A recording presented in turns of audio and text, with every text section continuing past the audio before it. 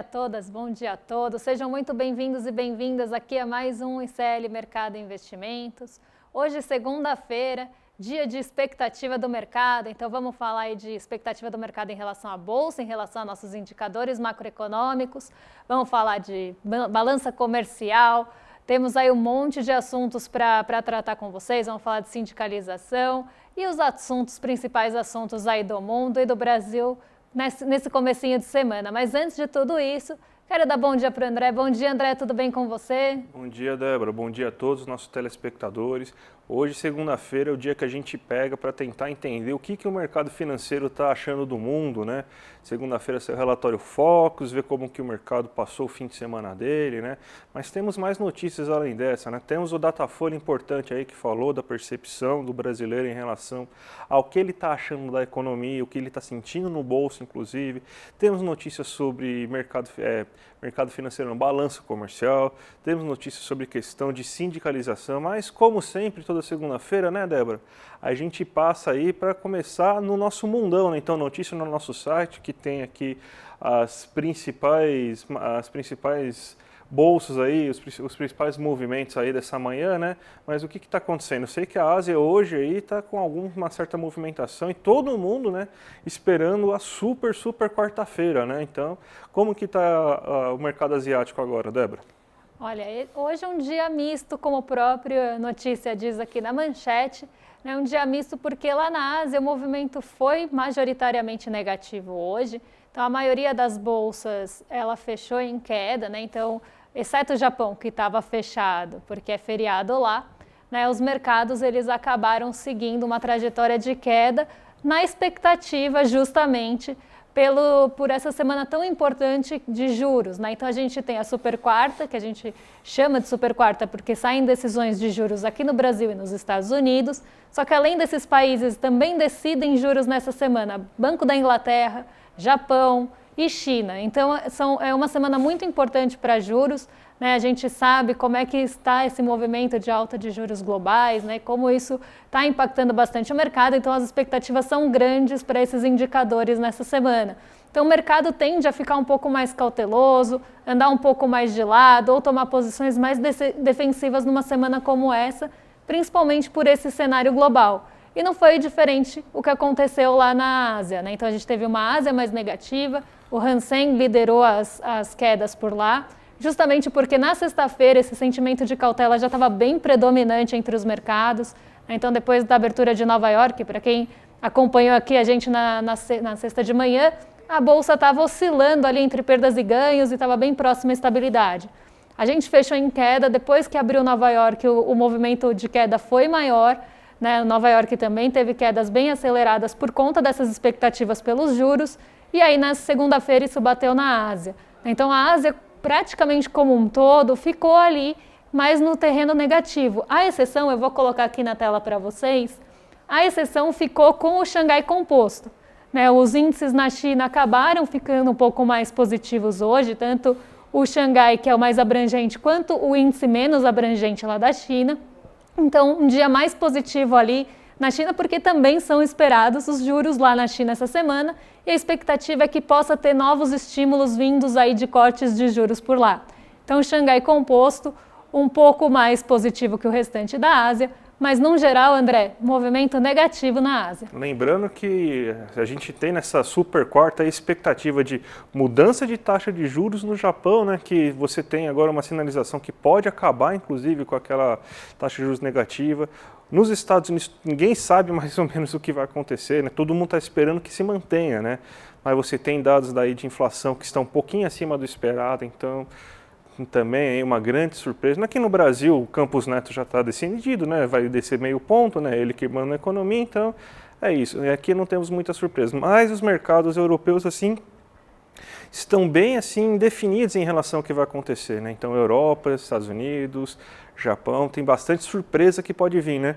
E está acontecendo alguma coisa também na Europa, porque parece que teve algum problema aí com o cassino, o Grupo Cassino, né? O Grupo Cassino é aquele dos supermercados, né? Nada a ver aí com jogatinas e tudo mais. O Grupo Cassino, e teve impacto inclusive nos índices franceses, né? O CAC 40, é isso mesmo? É isso mesmo, né? A gente teve o Cassino, que é o dono ali, grande, né, varejista, inclusive tem aí controle de parte do Grupo Pão de Açúcar aqui, né? Então a gente teve esse movimento bem negativo porque a holding, né, que é o grupo ali que controla e tem também grande parte do cassino, acabou tendo ali que se explicar, né, porque teve uma investigação de que eles tiveram dados ali não reais, dados falsos de liquidez, né? Então, quanto eles estavam com liquidez, né, esse grupo que é o grupo que controla, né, o cassino.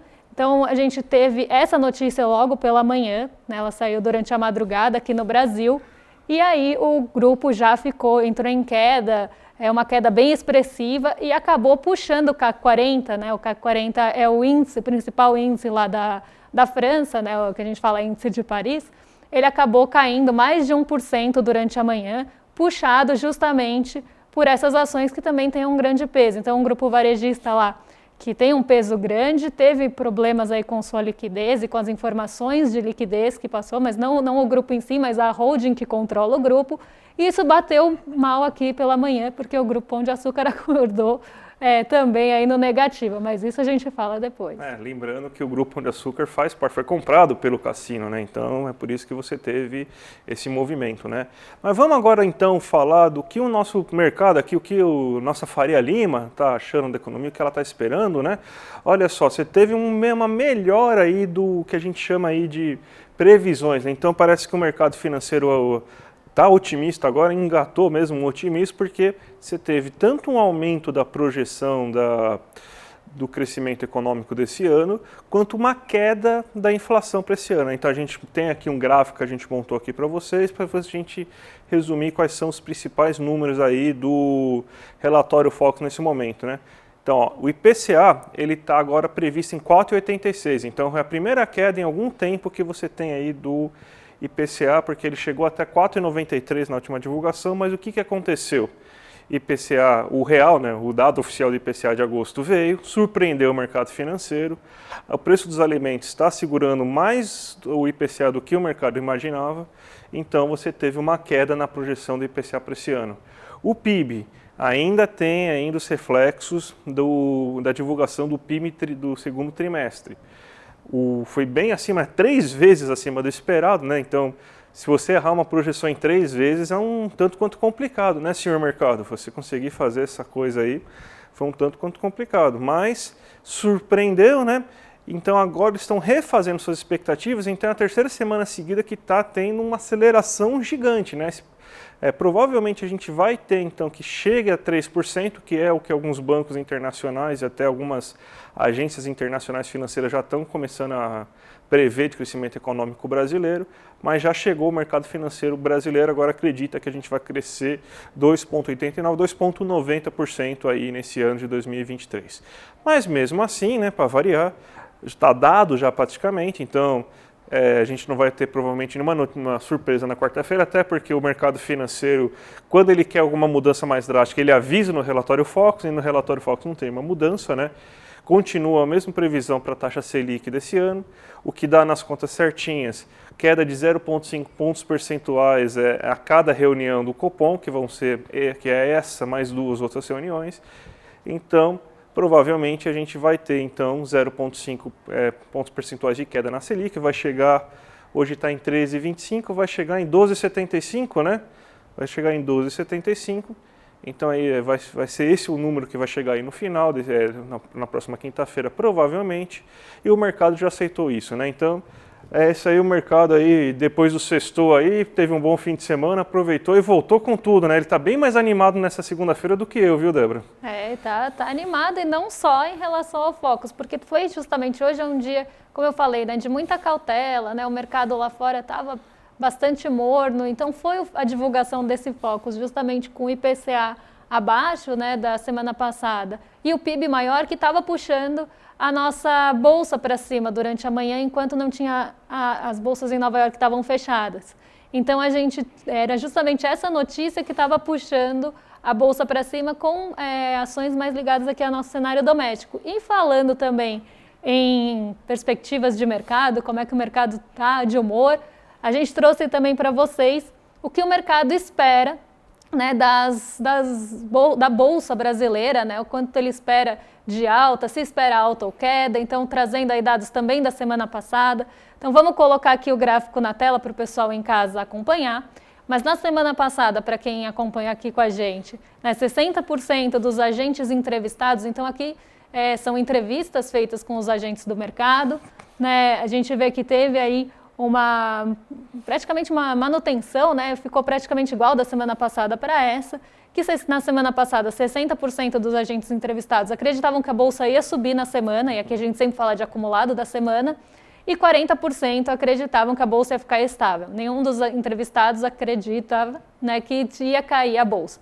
E a Bolsa subiu 2,99 no acumulado da semana passada, aqui muito puxado pelas ações mais ligadas às commodities. Então a gente viu a Vale, a Petrobras ali tendo um desempenho bem importante para essa alta aí do Ibovespa.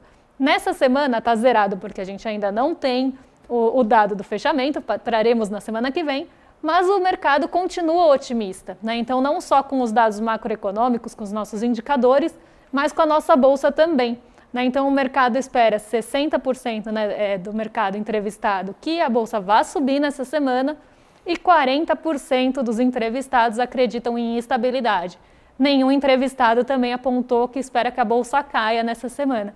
Uma semana bem importante, uma semana aí, bem ardilosa, eu diria, para o mercado, porque dependendo de como vierem aí as notícias dos juros, isso pode impactar bastante a nossa Bolsa, mas o mercado está otimista, pelo menos aí que a nossa Bolsa vá subir, não vamos ter quedas. O mercado teve um bom fim de semana, pelo visto, né? Se divertiu bastante, cresceu o otimismo macroeconômico, está otimismo. Numa semana que pode ter decisão do Fed, né, do Banco Central norte-americano. Tá saidinho esse mercado essa semana, hein? Tá bem saidinho, né? Tá com a confiança lá em cima. Tá com a confiança lá em cima. Sabe quem também melhorou a confiança, Débora? O povo brasileiro aí, que pelo que foi divulgado pelo menos aí no Datafolha, né, você tem que eles estão mais otimistas com a economia no governo Lula agora, né? Isso daí é reflexo justamente do quê, né? Melhorou um pouco a renda das pessoas, o desemprego está melhor. A gente trouxe o dado, né, que pela primeira vez em muito tempo o brasileiro conseguiu consumir mais serviços e comprar mais coisas. É uma coisa que estava difícil. A última vez que eu lembro foi ainda no final do ano passado, justamente quando teve aquele boom, né, de crédito consignado para o Bolsonaro tentar vencer a eleição, né, que fez aquilo que fez lá, endividou um monte de gente na economia, mas foi justamente só naquele momento, né? E dessa vez a gente está tendo uma melhora mais orgânica, né, de as pessoas conseguindo ter maior renda, as pessoas conseguindo ter melhores situações econômicas, melhor situação econômica, né? Então a gente tem até dois gráficos, né? Para mostrar para vocês como que está a percepção do brasileiro em relação ao cenário econômico, né? Pode parecer estranho, mas o que a gente tem é o seguinte, ó, a gente tem que a situação econômica para a maioria dos brasileiros nesse momento ela melhorou, então ela está agora em 30%, né? Então ela está vendo que vocês têm um aumento aí desde o último momento. Você teve uma queda muito puxada principalmente por causa de polêmica de combustível, polêmica da Shopee e tudo mais, mas voltou a ter uma aceleração aí dessa percepção nesse momento, né?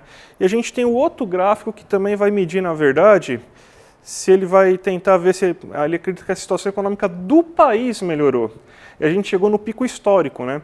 Que agora 35% das pessoas acreditam que a situação do país melhorou. Nunca, pelo menos começou a se medir isso em 2015.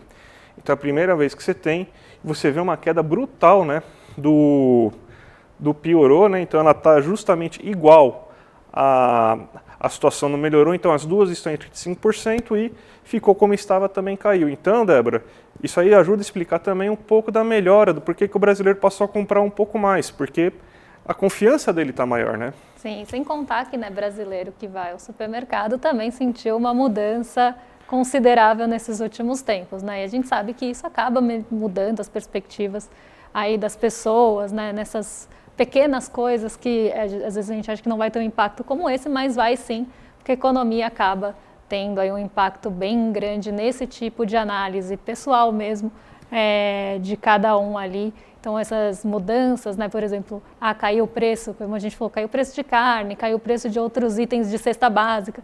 Isso traz, né, para as pessoas uma percepção que a economia está melhor.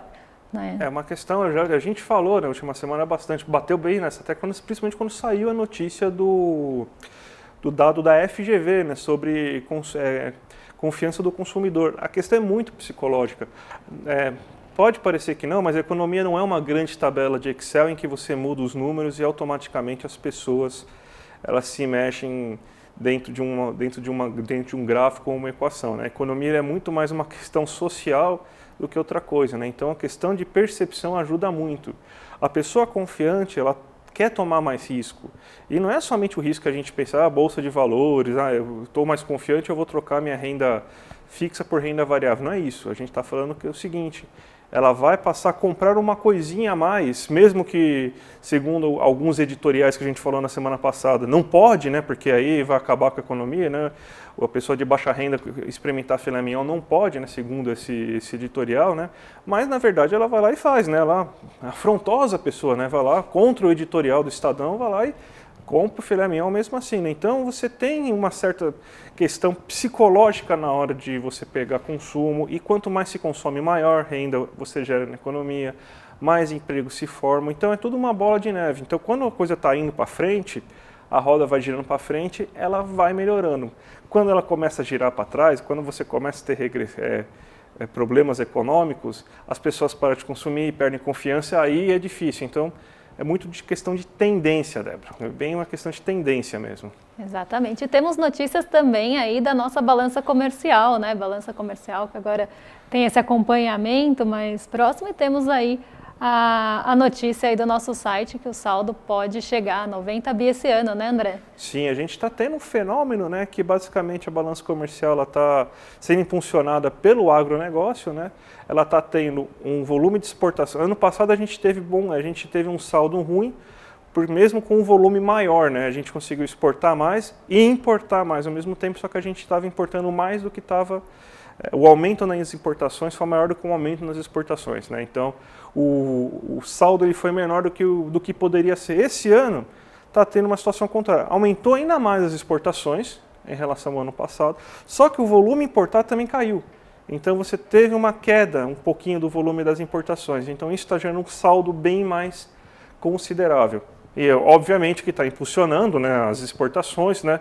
A gente não vende robô, a gente não vende equipamentos de última geração, infelizmente, quem sabe um dia a gente consiga isso, mas é soja, milho e trigo que a gente está exportando. Então, pelo menos nisso aí, vai gerar esse recorde aí, esses 90 bilhões aí de saldo esperado, né? Mas é basicamente isso, né? A agropecuária fazendo com que e acabe inclusive impulsionando o nosso PIB, né? Exato, puxando aí o Brasil, né, no primeiro trimestre aí puxou muito também. Então aqui a gente tem esse retrato aí de como está, né, a nossa balança comercial e quem está realmente contribuindo e puxando esse movimento. E a gente teve também uma notícia na semana passada, né, que foi feito, a gente tem a PNAD contínua, né, que normalmente a gente traz aqui dados de desemprego, subutilização, né, então a gente normalmente traz esse tipo de dado para vocês. Mas saiu um estudo, né, feito aí pelo IBGE com base nessa última PNAD, que mostra como é que está a associação dos brasileiros, né, ocupados nos sindicatos. Então, como é que está, né, entre os brasileiros ocupados, como é que eles estão em relação à sua sindicalização.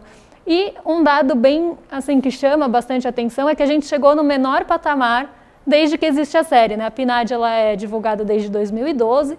Né? E no ano passado, 10 anos depois aí de PNAD contínua sendo divulgada, né, nessa modalidade que a gente tem agora, dessa forma, a gente vê que chegou a 9,20%. Então, das pessoas ocupadas, aqui o número de cima, né, para quem está acompanhando aí em casa, é o número de pessoas, né, então em 1.000 pessoas, tá?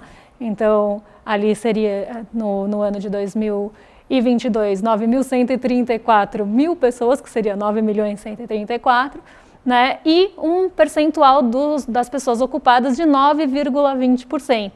Né? Sendo que esse número já foi muito maior, né? Já foi 16% lá no início da série histórica, e ele se manteve ali bastante constante até 2016, e não é coincidência. Né? Em 2016 a gente começa a ter uma queda dessa adesão e dessa associação dos trabalhadores aos seus sindicatos, né, e agora chegando ao menor patamar. Desde o início da série, se a gente fosse pegar o número de pessoas ocupadas com associação, né, que estão associadas ao sindicato, a gente vê que esse número caiu 36%.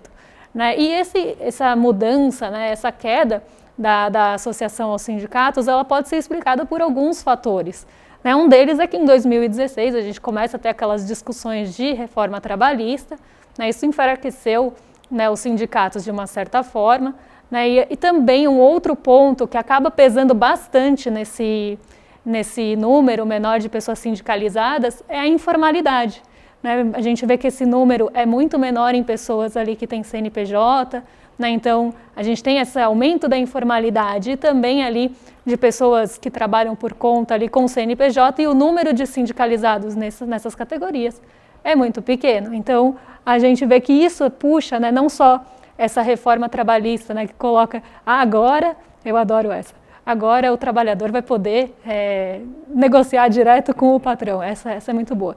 E aí a gente vê que tem ali essas mudanças, né, as pessoas acabam se afastando aí dos seus sindicatos até em outras modalidades que não informais. Mas o crescimento da informalidade também contribuiu bastante para isso. E um ponto também aqui que a gente sempre traz, né, quando a gente traz o levantamento do DIEESE, que mostra ali quem conseguiu seus reajustes acima da inflação, normalmente setores mais organizados, né, que têm os trabalhadores mais organizados, conseguem melhores negociações. Né? Então aqui a gente vê a importância disso, né, de você organizar ali os trabalhadores e ter essa organização mesmo, e a queda disso pode trazer, inclusive, prejuízos aí para o trabalhador. Então, a gente viveu aí, principalmente nos últimos anos, essa onda, né, de teoria de coaches, teorias liberalizantes aí, isso daí fez muito mal, né? O brasileiro hoje, ele meio que tem um ódio, né? O trabalhador normal brasileiro, ele meio que tem um ódio, né? Ele vê o sindicato como se fosse um sanguessuga, né? Mas ao mesmo tempo ele adora as benesses que o sindicato oferece a ele, né? Por exemplo, quando você consegue as negociações salariais acima da inflação, né, que a gente está vendo que esse ano é uma constante, né, a maioria das pessoas estão conseguindo um reajuste acima da inflação, geralmente é o sindicato, né? Porque se você for negociar sozinho, você vai negociar geralmente com aquele CEO que a gente mostrou na quinta-feira, né? Então, não é uma coisa assim muito fácil. Aquele CEO, ele quer que aumente o desemprego, quer que você volte a trabalhar presencialmente, e se você pegar Covid, ele quer que você use uma máscara e venha trabalhar do mesmo jeito. Então, esse é o tipo de patrão aí que você acaba negociando, mas colocaram na cabeça do brasileiro que é melhor não ter sindicato, que é melhor você negociar pessoalmente, que você vai ganhar seu aumento de salarial somente como fruto do seu esforço, e se você não ganhar nada, é porque a empresa ou está numa situação financeira complicada, porque a economia nunca vai bem, ou porque você não se esforçou bastante, você precisa melhorar, né? Falta uma coisa que vem muito agora sabe aquelas análises de RH que você recebe, né? Tem lá geralmente uma coisa que se coloca muito em banco, principalmente, faltou o brilho nos olhos. Você está sem brilho nos olhos aí trabalhando, você entregou, inclusive em cima da meta, tudo, tal, não sei o quê, mas eu não estou vendo o brilho nos olhos de você, então eu acho que você está um pouco descontente aí com a nossa empresa, eu acho que você precisa vestir mais a camisa da empresa, né? Então, é isso que acontece quando você não tem sindicato, Débora. Você vai lá, tem que ficar nessa situação meio insalubre e tal, mas colocaram na cabeça do brasileiro que sindicato é ruim. Então, tem que se fazer alguma coisa aí para melhorar esse grau de sindicalização. É importante os sindicatos eles fazem com que a organização seja muito mais presente, brigam por muito mais direitos, né? E cada vez mais que a gente tem menos sindicalização, cada vez mais o trabalhador fica nessa uberização, né, que é o termo que já é o correto hoje, né, cada vez mais dono de si mesmo, eu sou empresário de mim mesmo, a gente sabe qual o final dessa notícia não é muito boa, né? Exatamente. E um número até interessante que eu acabei não falando aqui é que caiu, inclusive, em meio aos funcionários públicos, né, que normalmente tem ali uma sindicalização maior, tem uma organização também maior, então é um número que realmente preocupa, justamente por isso, né? A pessoa começa a acreditar que ela é ali responsável por, minha motivação, meu brilho nos olhos foi isso. Ela se culpa, né? Quando na verdade, né, ela está realmente se afastando dessa organização, e a empresa, claro, vai lucrar com isso. Mas passando aí para o mundão, né? Vamos ver como é que abriram as bolsas nessa manhã, né? Hoje o mercado aí um pouco instável, né? Por que que eu falo isso? De manhã o Ibovespa estava em alta de 0,20%. Então, logo que ele abriu, né, Ibovespa estava ali em alta. A gente teve um movimento de queda. Enquanto o mercado abriu até agora, o Ibovespa estava em queda por conta da abertura em Nova York, que estava negativa. Mas por lá, né, como vocês podem ver, a Nasdaq está aí oscilando entre perdas e ganhos e o S&P 500 está bem perto da estabilidade também. Né? Mas o Ibovespa conseguiu retomar esse patamar positivo, então voltou aí a subir hoje, agora é 0,33%, e como eu falei lá no começo do programa, né? Não foi um fator externo, até porque a gente tem uma expectativa de bastante cautela hoje e até quarta-feira, né? Então a gente vai ver a Nasdaq e o S&P 500 bastante voláteis, tá, os dois. E o Dow Jones também, aqui o Dow Jones eu não consigo colocar aqui para vocês, mas a gente espera um movimento de bastante volatilidade, bastante oscilação para esses índices lá dos Estados Unidos por conta da decisão dos juros. Mas o Ibovespa está descolado, pode ver que ele está bem acima dos outros índices. E esse descolamento vem justamente por esse otimismo com os nossos setores mais ali sensíveis a movimentos de juros no Brasil, e também a economia brasileira. Então, a partir do momento que sai um relatório Focus, por exemplo, mostrando que o PIB esperado pelo mercado subiu, as pessoas começam a esperar que setores mais ligados à nossa economia doméstica também vão ali reagir positivamente. Então, a gente vê esse movimento vindo nessa manhã aqui para o Brasil desde cedo. O que derrubou um pouquinho foi realmente a abertura em Nova York, por conta dessa incerteza que tem em relação aos juros por lá. Ao mesmo tempo, o dólar está em queda de 0,27, desde manhã ele está renovando ali as mínimas, ele chegou a 4,85 hoje durante a manhã, agora ainda em queda, mas numa queda um pouco menor, justamente porque parte do mercado espera a manutenção dos juros dos Estados Unidos e isso pode enfraquecer o dólar. E aí o mesmo movimento a gente vê no DXY, o DXY é o índice que mede o dólar frente aos pares, então a gente tem ali iene, euro e outras moedas fortes, e aí um pouco mais estável, mas também em leve queda de 0,05, justamente por essa expectativa que os juros se mantenham. Então, apesar da incerteza, o movimento ainda a expectativa ainda é majoritariamente de que os juros vão ser mantidos. O petróleo Brent hoje volta a subir, então ele chegou a ensaiar até ficar perto dos $95, agora ele é cotado a $94,48. Então aqui a gente vê também um ponto que pode puxar aí a nossa bolsa para cima, e aí esse movimento do petróleo Brent vem mais ligado ali com as taxas de juros da China.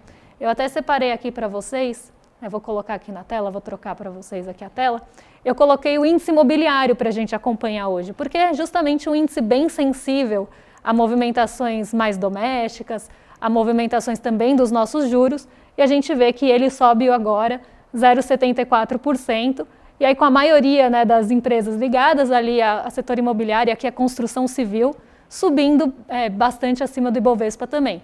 Então aqui eu trouxe esse setor não à toa, justamente para a gente ver que é o otimismo com a nossa economia, André, com a nossa economia doméstica que está jogando o Ibovespa para cima hoje.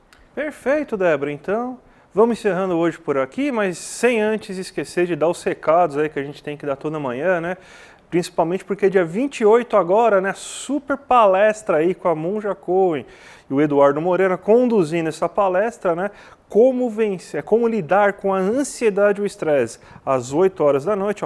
Clica aqui no link que está aqui abaixo, mostrando aqui para vocês, e já garanta a sua vaga. Se inscreva aí, para você já não ficar a perder, para não perder o horário, até porque o YouTube vai avisar vocês aí do dia e da hora, tal, com alguma antecedência, então já se inscreve aí para não perder essa oportunidade, E lembrando também para vocês continuarem aqui hoje na sequência, porque ainda temos programação aí no ICL, principalmente o ICL Notícias 2, que vai ao ar às 6 horas da tarde, Hoje com a nossa dupla de Chicos, geralmente, o Chico sai, o Chico Pinheiro, E eu acho que é isso, Débora. Então, para mim aí, pelo menos, acabou, Mas você dá um bom dia para todo mundo também.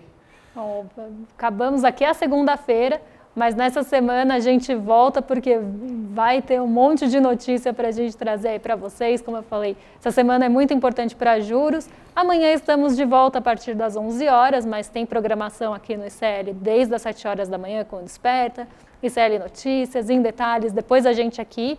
Então vamos ficar ligados aí nessa semana e desejar aí um bom dia para todo mundo que ficou aqui com a gente, né? Agradecer também quem seguiu aqui até agora com a gente e amanhã estamos de volta. Até amanhã então, gente. Tchau, tchau. Confira a programação do Instituto Conhecimento Liberta desta segunda-feira, 13h, Astronomia, um olhar para o céu, com o Dr. Alex Cavalieri Carciofi. 15h, Bem-estar profissional, cuidando de você no ambiente de trabalho, com Daniela Vidotti. 18h, ICL Notícias, segunda edição. 19h, A História que Ninguém Conta, com Danilo Bio.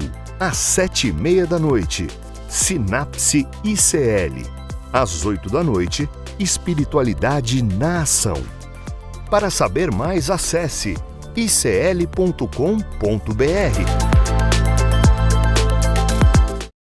Ela tem ajudado a desmistificar estigmas e a combater a intolerância religiosa num país onde isso é um verdadeiro problema. As armas que ela usa, os ensinamentos budistas e o amor. Monja Coen vai dar uma palestra incrível para o Instituto Conhecimento Liberta no dia 28 de setembro. Como vencer o estresse e a ansiedade. Para você se inscrever nessa aula que vai acontecer às 8 horas no horário de Brasília, é só clicar no link aqui em cima ou aqui embaixo e gratuitamente participar. Se inscreve agora e no dia 28 de setembro a gente vai estar junto para aprender com essa super pessoa que é Monja Coen.